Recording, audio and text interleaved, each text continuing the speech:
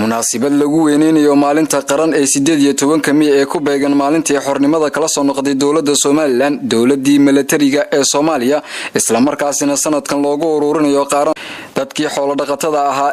ee ku cayloobay abaarihii iska soo daba noqnoqonaya sanadihii ugu dambeysay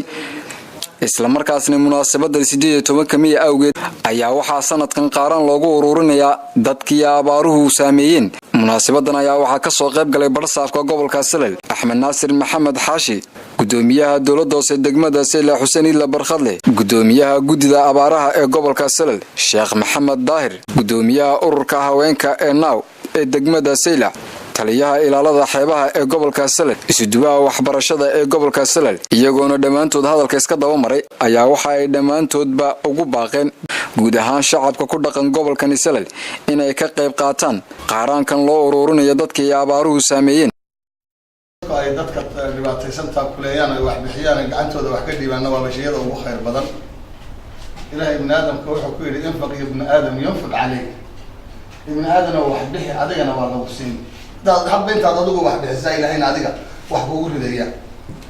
طبعا إسلام وافقناي وأنا شيء في عم وأب وأنا أحسن إن دتكم معرفتي إلهي بقى الرحمن يرحمهم الرحمن هو دتك أول حارستا إلهي سبحانه وتعالى مخلوق ليس إلهي أول حارستا إلهي أول حارستا ارحموا من في الأرض يرحمكم من في السماء إلهي السماء اللي نجنا حارسنا واحد ممكن جوجا أول حارستا إنه رد عن سكبلون إنه عن ماشى إنه ماشى عن وحدنا markaas insha Allah waxa kale meelan doonta magaalooyinka kale ugu guddoona sayid ahaan markii aan isniinaano waxaan haynaa magaalada kale waxa gabadha waxa loo doonaa waxa sayid haysa inaguna maxaysa xariirada waxa la maxaysa hilaayatu ay dib meelan maanta oo sanad gurihii 26 nooca waxaan ku bedeleynaa ciidankii aan marinaynay shaqaalihii wadooyinka marayay iyo dowlad tuski maanta waxaan u bedeleynaa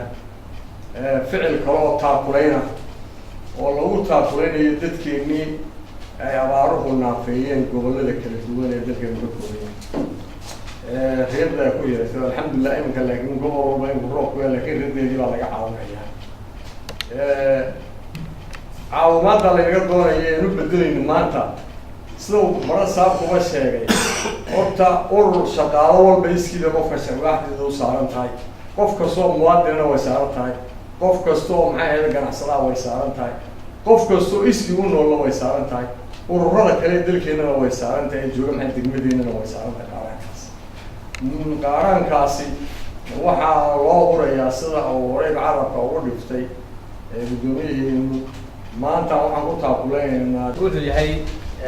isla fahanay waxa weeyaan dabaldega meydana ku daryeelo dadkeena muwaadin ka qayb qaado qaran ururinta xuska ay dhiinmay oo ay ku daryeelayno dadkeena tabaalaysan ee abaar wax yeelanaya nuxurku waa inta kelmadaas aan koobaysa gudida taakuleynta arrintu way idin urursan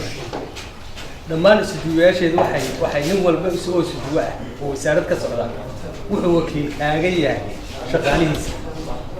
lacagta shaqaalaha laga jarayo oo anagu aan u sheegi doono isaga korta ka saar doono wixii degmada korta ka saar doonta maamulka wixii gobolkayga waxa weeyaan xisaabiyahayga korta ka saar doona wixii tuulooyinka kala ah telefoonaan ku siin doonaa aan ku soo qaadnay oo aad la xiriiri doonto oo aad halkaa kala hadli doonto oo cid waliba wixii ay tuulada ama halka ay joogto ka qabatay aad muxuu ahaayay adalka kala xisaabtami doonto waxaan ku sameynaynaa inaanu gaadiid ku siino oo aad ku tagto kolba halka doonayso looyacada ugu horeyso tagaysaa gaadiidkeedina aanu ku diyaarinay dadkii aad la kulmaysay ee ka caawinayay halkaas وعلي أحمد ديري علي دقدرول TV عالمي bulsha TV مقالة سيلا